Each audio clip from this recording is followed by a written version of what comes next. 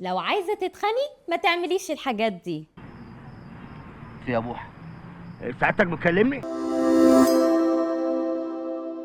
لو عايزة تتخني وحد قالك انك لازم تنزلي جيم، الكلام ده غلط. مش لازم تنزلي جيم عشان تزيدي في الوزن. لو عايزة تتخني بلاش تاخدي من البرشام اللي بيخزن مية تحت الجلد، ده هيزودك على الميزان لكن اول ما تبطليه المية دي هتنزل والنفخة هتروح وهتبقي رفيعة تاني. لو عايزة تتخني بلاش تشربي مشروبات غازية. الله، وانا مالي يا لمبي؟ لان اول ما تبطليها هتخسي تاني، عشان كمان المشروبات الغازية دي بتبوظ عظمك وفي نفس الوقت بتخزن مية تحت الجلد فتفرحي انك تخنتي. زيادة مقاساتك حاجة كويسة في انك تخنتي، لكن لازم تعرفي ان اللي زدتيه ده عضلات ولا مية تحت الجلد. لو حد جه قالك ان الموضوع عندك وراثة، الموضوع ده غلط. لما بتروحي للدكتور بيعمل لك تحاليل وبيعرف عندك المشكلة فين وكمان بيعالجها. يعني من الاخر ما تفقديش الامل حتى لو عيلتك كلها رفيعة. وعشان سهلة تبقي أدخن